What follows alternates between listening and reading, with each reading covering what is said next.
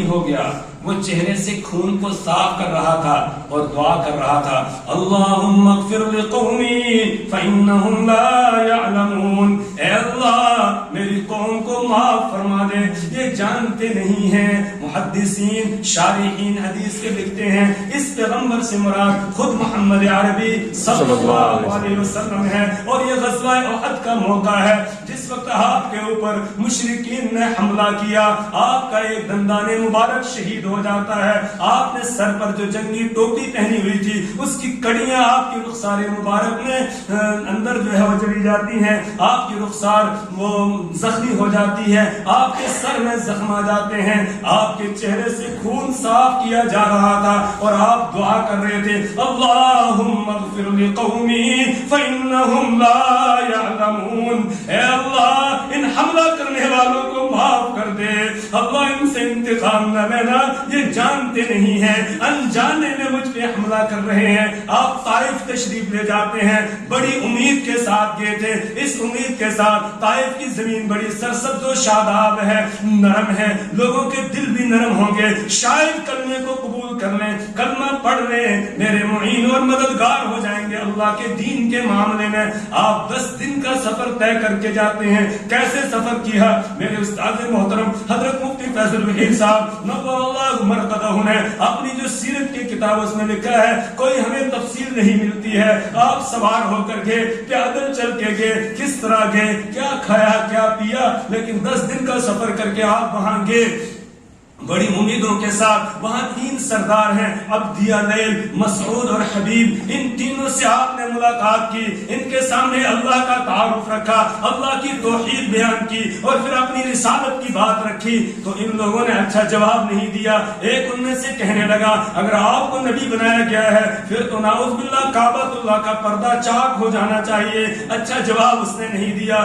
دوسرے نے یہ کہا کہ آپ کے علاوہ کوئی اور نہیں ملا تھا نبی بنانے کے لیے، یعنی کوئی بڑا مالدار ہوتا، کوئی بڑا سردار ہوتا، کوئی باغات کا مالک ہوتا، کوئی سونے اور چاندی کا مالک ہوتا، اس کو نبی بنایا جاتا، آپ تو غریب اور فقیر ہیں، آپ کو نبی بنانے آپ کے علاوہ کوئی اور نہیں ملا تھا۔ اس نے بھی جواب نعوذ باللہ اچھا نہیں دیا۔ تیسرے نے کہا میں تو آپ کے ساتھ بات کرنا ہی پسند نہیں کروں گا، اس طرح جواب ملا۔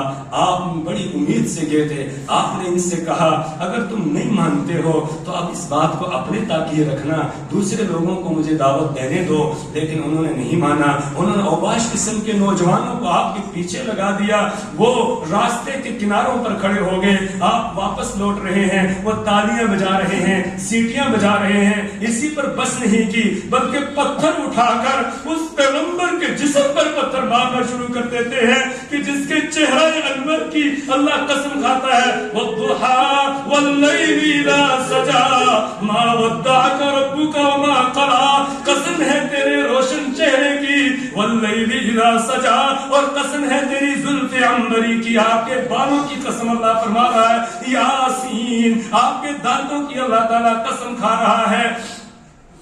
اور اللہ نے جس کے بارے میں کہا لا اقسم بهذا البلد وانت حل بهذا البلد، میں اس شہر کی قسم کھا رہا ہوں، لیکن اس لیے نہیں یہاں کعبہ ہے، اس لیے نہیں یہاں پر حجر اسود ہے، اس لیے نہیں یہاں مقام ابراہیم ہے، اس لیے نہیں یہاں صفا اور مروہ ہے، اس لیے نہیں یہاں مینا ہے، اس لیے نہیں یہاں عرفات ہے، بلکہ اس لیے قسم کھا رہا ہوں وانت حل بهذا البلد، اس لیے کہ میرے پیارے آپ یہاں پر رہتے ہیں، اس لیے میں شہر کی قسم کھا رہا ہوں۔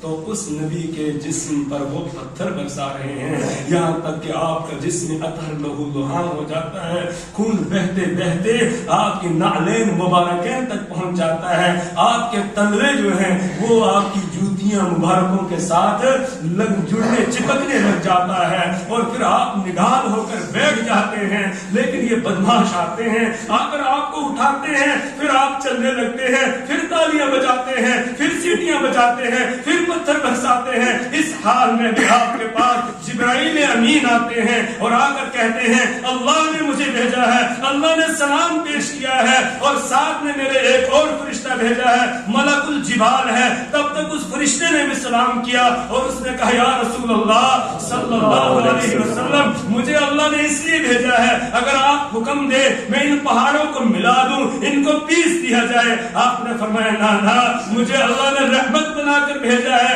زحمت بنا کر نہیں بھیجا ہے۔ اگر یہ نہیں مان رہے ہیں ان کی نسلیں مانیں، ان کے لیے آپ نے اس کو برداشت نہیں کیا۔ عزیز علیہ ما عنتم، کا تمہارا مشقتوں میں پڑھنا یہ نبی کو برداشت نہیں ہوتا ہے۔ اپنے تو اپنے ہیں، جو دشمن ہیں ان کا مشقت میں پڑھنا بھی آپ کو پسند نہیں ہے۔ ایک یہودی کا بچہ بیمار ہو جاتا ہے، رسول پاک صلی اللہ علیہ وسلم اس کے گھر تشریف لے جاتے ہیں اس بچے کی خبر گیری کے لیے۔ جب اس کے دروازے پر پہنچتے ہیں، دستک دیتے ہیں، یہودی پریشان ہو جاتا ہے، گھبرا جاتا ہے، میرے دروازے پر محمد عربی یہ کیسے یہاں پہنچ گئے ہیں صلی اللہ علیہ وسلم۔ آپ کہتے ہیں میں نے سنا ہے آپ کا بچہ بیمار ہو گیا۔ اس نے کہا ہاں، وہ بچے کے سہارے بیٹھ کر توریت کے اوراق پڑھ رہا تھا۔ رسول پاک صلی اللہ علیہ وسلم جا کر بچے کے پاس بیٹھ گئے، اس کی خبر گیری کی، اس کے بعد اس کے باپ سے کہا تم توریت پڑھ رہے ہو، کیا میرا تذکرہ اس کے اندر پاتے ہو؟ اس نے جھوٹ بولا کہ نہیں، آپ کا تذکرہ اس میں نہیں ہے۔ تب تک وہ بچہ جو اس وقت جاگنی کے عالم میں تھا اس نے کہا میرا باپ جھوٹ بول رہا ہے، توریت کے ہر صفحے پر آپ کا بتایا گیا ہے، آپ کے اوصاف بیان کیے گئے ہیں۔ آپ نے فرمایا بیٹا جب جانتے ہو پھر مانتے کیوں نہیں ہو؟ پڑھو اشہد اللہ الہ الا اللہ اشہد ان محمد عبدہ ورسولہ۔ بچہ باپ کی طرف دیکھنے لگا، باپ کا دل بھی نرم ہو چکا تھا کہ آج میں تو اتنی دشمنی کرتا تھا لیکن یہ میرے دروازے پر آ گئے، میرے گھر آ گئے ہیں، میرے بچے کی خبر گیری کے لیے آ گئے ہیں۔ اس نے بھی کہا اطع ابا القاسم، بیٹا ابو القاسم کی بات کو مان لو۔ بچے نے کلمہ پڑھا، حدیث کی کتابوں میں ہے رسول پاک صلی اللہ علیہ وسلم کا چہرہ انور کھلکھلا اٹھا اور اس طرح آپ کا چہرہ چمک اٹھا جیسے آپ کے چہرے پر انار کا پانی چھڑک دیا گیا۔ سبحان اللہ، اتنی خوشی آپ کو ظاہر ہوئی۔ آپ نے فرمایا ایک بچہ بلکہ جوان یہ جہنم کی طرف جا رہا تھا لیکن اللہ نے اس کو کلمہ نصیب کر دیا، یہ جہنم سے بچ گیا اور جنت میں جانے والا بن گیا۔ آپ نے فرمایا اب یہ بیٹا تمہارا نہیں ہے، یہ ہمارا ہو گیا ہے۔ پھر آپ نے اسلامی طریقے کے مطابق اس کی آخری رسومات ادا کی، اس کو غسل دیا گیا، اس کو کفنایا گیا اور پھر آپ نے خود اپنے ہاتھوں اس کو قبر کے اندر اتارا۔ سبحان اللہ، یہ تھا کہ کسی دشمن کی تکلیف بھی آپ کو برداشت نہیں ہوتی تھی۔ غزوہ بدر میں 70 کافروں کو گرفتار کر کے لایا گیا جو آپ کے دشمن ہیں، آپ کو اور آپ کے ساتھیوں کو صفائے ہستی سے مٹانے کے ارادے سے آئے ہوئے تھے۔ مسجد نبوی میں ستونوں کے ساتھ ان کو باندھ دیا جاتا ہے، کوئی قید خانہ کوئی جیل خانہ نہیں تھا، اور قید خانے اور جیل خانے کا تصور بھی اسلام میں نہیں، باندھ دیا گیا۔ یہاں کیوں باندھا؟ کہا کہ یہ مسلمانوں کے اخلاق، کردار، ان کی عبادت کے طریقے کو، ان ساری چیزوں کو دیکھیں اور اس کے بعد ان کا دل نرم ہو۔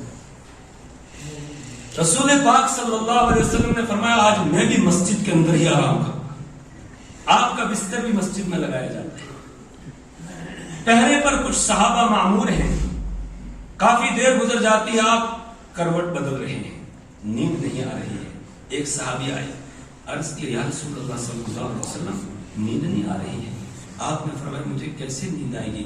باندھنے والے نے میرے چچا حضرت عباس کو کس کے باندھ دیا ہے، ان کے کرانے کی آواز میرے کان میں آ رہی ہے، مجھے کیسے نیند آئے گی؟ اس نے جا کر حضرت عباس کو کھول دیا، جو بھی حضرت نہیں بنے تھے، بعد میں بن گئے لیکن ابھی ایمان قبول نہیں کیا تھا، ابھی تو آپ کے خلاف لڑنے کے لیے آئے ہو، آپ کے سگے چچا ہیں۔ عباس کو تو نیند آ گئی لیکن رسول پاک صلی اللہ علیہ وسلم پھر کروٹیں بدل رہی ہیں۔ انہوں نے کہا یا رسول اللہ وہ تو سو گئے، آپ کو نیند؟ آپ نے فرمایا یہ دوسرے جو ہیں یہ تو جاگ رہے ہیں، مجھے کیسے نیند آئے گی؟ ان سب کو کھول دیا گیا، اب آپ کو نیند آتی ہے، تو آپ غیر کی تکلیف کو برداشت نہیں کر سکتے ہیں۔ عزیز علیہ ما عنتم حریص علیکم بالمؤمنین رؤوف الرحیم، یہ اسی رحمت کا نتیجہ تھا۔ 100 میں سے ایک حصہ رحمت کے 99 حصے کس کو دے دیے؟ نبی کریم صلی اللہ علیہ وسلم کو دیے اور اعلان کر دی وَمَا أَرْسَلْنَاكَ إِلَّا رَحْمَةٌ لِّلْعَالَمِينَ، ہم نے آپ کو سارے جہانوں کے لیے رحمت بنا کر بھیجا ہے۔ غزوہ یہ فتح مکہ کا موقع ہے، آپ 10,000 کے لشکر جرار کے ساتھ مکہ کی طرف بڑھ رہے ہیں، بڑھتے چلے جا رہے ہیں۔ ایک صحابی ہیں حضرت سعد بن عبادہ رضی اللہ تعالیٰ عنہ، انہوں نے یہ آیت کریمہ دہرانا شروع کی، تِلْكَ الْأَيَّامُ نُدَاوِلُهَا بَيْنَ النَّاسِ، کہا دنوں کو ہم لوگوں کے درمیان بدلتے رہتے ہیں۔ کل مکہ والوں نے ہم کو وہاں سے نکالا تھا، آج ہم مکہ میں داخل ہو رہے ہیں، ایک شان کے ساتھ داخل ہو رہے ہیں۔ اور ساتھ ہی یہ بھی کہا اليوم یوم الملحمہ، آج تو خون ریزی کا دن ہے، آج مکہ والوں کو ہم سبق سکھائیں گے، ان مکہ والوں کو جنہوں نے حضرت سمیہ رضی اللہ تعالی عنہ کے جسم کے 2 ٹکڑے کر دیے تھے، جنہوں نے حضرت بلال رضی اللہ تعالیٰ عنہ کو تپتی ہوئی زمین پر گھسیٹا تھا، جو حضرت خباب ابن عرب رضی اللہ تعالیٰ عنہ کو انگاروں کے اوپر لٹا کر اوپر چٹان رکھ دیا کرتے تھے، آج ہم ان سے بدلہ لیں گے۔ اليوم یوم الملحمہ، اللہ کے پیارے حبیب محمد عربی صلی اللہ علیہ وسلم کو پتا چلا، آپ صلی اللہ علیہ وسلم نے فرمایا سعد کو میرے پاس لاؤ، بلا کر لایا۔ آپ نے فرمایا کیا کہہ رہے تھے؟ انہوں نے اپنی بات کو دہرایا۔ آپ نے فرمایا سعد یوں نہ کہو اليوم یوم الملحمہ، بلکہ یہ اعلان کرو اليوم یوم المرحمہ، آج تو رحم و کرم کا دن ہے، آج تو معافی کا دن ہے، آج تو عفو درگزر کا دن ہے۔ اس کے بعد آپ نے فرمایا کہ جاؤ اور جا کر یہ اعلان کر دو، حضرت علی رضی اللہ تعالیٰ عنہ کو حکم دیا یہ اعلان کر دو من دخل المسجد الحرام فهو آمن، جو مسجد الحرام میں چلا جائے گا وہ امان سے رہے گا، اس کے ساتھ کوئی چھیڑ چھاڑ نہیں کی جائے گی۔ من اغلق بابہ فهو آمن، جو اپنے گھر کا دروازہ بند کر لے گا تو اس کو بھی امان ہے، اس کے ساتھ کوئی چھیڑ چھاڑ نہیں کی جائے گی۔ اور من دخل دار ابی سفیان فهو آمن، جو ابو سفیان کے گھر میں داخل ہو جائے گا اس کو بھی امان ہے۔ من القى السلاح فهو آمن، جو ہتھیار ڈال دے گا اس کو بھی امان ہے۔ ایک آن کی آگ میں پورے مکہ کے اندر امان کی آواز گونج جاتی ہے اور جنگ کی صورت ختم ہو جاتی ہے۔ آپ مکہ المکرمہ میں داخل ہو رہے ہیں، آپ کا سر سجدہ شکر کی وجہ سے جھکا جا رہا ہے، اونٹ کے کجاوے کے ساتھ آپ کی ٹھوڑی لگ رہی ہے اور آپ داخل ہو رہے ہیں مکہ المکرمہ میں، شان کے ساتھ داخل ہو گئے، کوئی خون ریزی نہیں ہوئی، کچھ نہیں ہوا اور امن و امان ہو گیا۔ نہ کسی ماں بہن کی بے عزت کو لوٹا گیا، نہ بچوں کو یتیم کیا گیا، نہ عورتوں کو بیوہ کیا گیا، نہیں، بلکہ ایک آن کی آن میں مکہ فتح ہو جاتا ہے، کوئی خون ریزی کچھ بھی نہیں ہوتی ہے۔ وہ عورت جس نے حضرت امیر حمزہ رضی اللہ تعالی عنہ کا کلیجہ چبانے کی کوشش کی تھی اور ان کے جسم کے اعضاء کا ہار بنا کر اپنے گلے میں ڈالا تھا، ہندا ابو سفیان کی بیوی، وہ پریشان تھی کہ میرا پتہ نہیں کیا بنے گا۔ اس کو آ کر کسی نے بتایا کہ وہ تو تیری ہدایت کے لیے دعائیں کر رہے ہیں سر سجدے میں رکھ کر۔ اس نے کہا اچھا میری ہدایت کے لیے دعائیں کر رہے ہیں، پھر تو مجھے بھی حاضر ہونا چاہیے۔ آتی ہے اور پیغام بھجواتی ہے، یا رسول اللہ کیا مجھے بھی امان ملے گی؟ آپ نے فرمایا تجھے بھی امان مل جائے گی۔ آ گئی، آ کر اس نے کلمہ پڑھا، کلمہ پڑھ کے مسلمان ہو گئی۔ اس کے بعد کہنے لگی آج جب سورج طلوع ہوا تھا تو اس وقت میرے نزدیک آپ اور آپ کے ساتھیوں سے زیادہ کوئی بھی ناپسندیدہ نہیں تھا، لیکن اس وقت میرے دل کی کیفیت یہ ہے آپ اور آپ کے ساتھیوں سے زیادہ محبوب میرے نزدیک کوئی اور نہیں۔ اس کو بھی آپ نے معاف کر دیا۔ حضرت وحشی جنہوں نے حضرت امیر حمزہ رضی اللہ تعالیٰ عنہ پر حملہ کر کے اور پھر ان کے جسم کا مسئلہ کیا تھا، وہ آئی یا رسول اللہ مجھے امان ملے گی؟ آپ نے فرمایا اسلم تسلیم، تم بھی اسلام قبول کر لو، تمہیں بھی امان ہے۔ اس کو بھی معاف کر دیا، اس کو بھی معاف۔ عزیز علیہ ما عنتم، تمہارا کسی مشقت میں پڑنا نبی کو برداشت نہیں ہوتا ہے۔ عزیز علیہ ما عنتم حریص علیکم، تمہارے معاملے میں بڑے لالچی ہیں، بہت لالچی ہیں۔ کیا لالچی ہے؟ ہر وقت اپنی امت کو یاد، راتوں کو رو رہے ہیں، اپنی امت کے لیے دعائیں کریں، اللہم اغفر لامتی، اللہ میری امت کو معاف کر دے، اللہ میری امت کو معاف کر دے۔ بخاری شریف میں روایت ہے ایک مرتبہ رسول پاک صلی اللہ علیہ وسلم نے یہ آیت کریمہ پڑھی.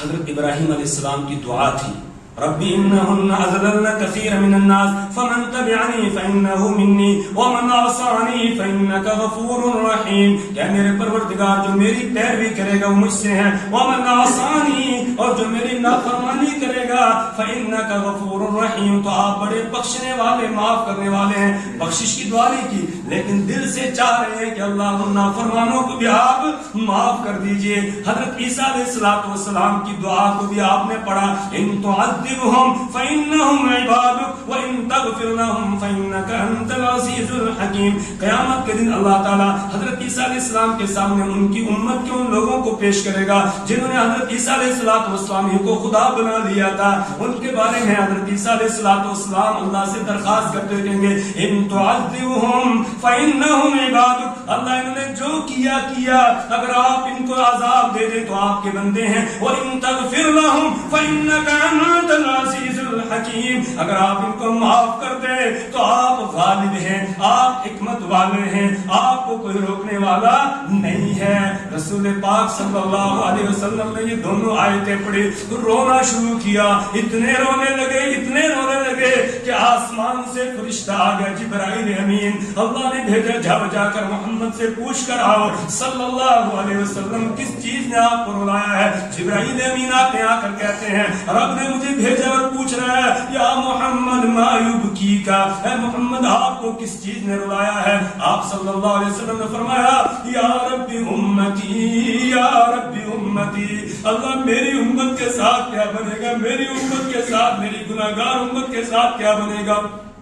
جبرائیل امین نے واپس کیے، اپنی امت کے غم میں رو رہے ہیں. اللہ نے فرمایا جاؤ جا کر کہہ دو کہ ہم آپ کو آپ کی امت کے بارے میں غم زدہ نہیں کریں گے، ہم آپ کو راضی کر دیں گے. وَلَسَوْفَ يُعْطِيكَ رَبُّكَ فَتَرْضَىٰ، آپ کا رب آپ کو اتنا عطا کرے گا، اتنا دے گا کہ فَتَرْضَىٰ، آپ راضی ہو جائیں گے. اللہ نے شفاعت کا اختیار آپ کو دے دیا. اب قیامت کے دن آپ اپنی امت کی سفارش کریں گے، شفاعت کریں گے، اور تب تک سفارش کرتے رہیں گے جب تک کہ آپ کا ایک بھی امتی جس کے دل میں رائی کے دانے کے تیسرے حصے کے برابر بھی ایمان ہوگا اور وہ جہنم سے نہیں نکل جائے گا، تب تک آپ شفاعت کرتے ہی رہیں گے. ایسا پیغمبر اللہ نے ہمیں کہ حریص علیکم بالمؤمنین رؤوف الرحیم، ایمان والوں کے لیے بڑا نرم ہے اور بڑا مہربان ہے. کوئی ایسا حکم بھی اللہ کی طرف سے نہیں آنے دیتا ہے کہ جس سے امت مشقت میں پڑ جائے. آپ نے فرمایا اگر میری امت پر دشواری نہ ہوتی لامرت السواک عند کل وضو، پھر میں ہر نماز وضو کے وقت میں مسواک کو فرض قرار دیتا، لیکن میری امت مشقت میں پڑ جاتی، اس لیے میں نے اس کو فرض قرار نہیں دیا.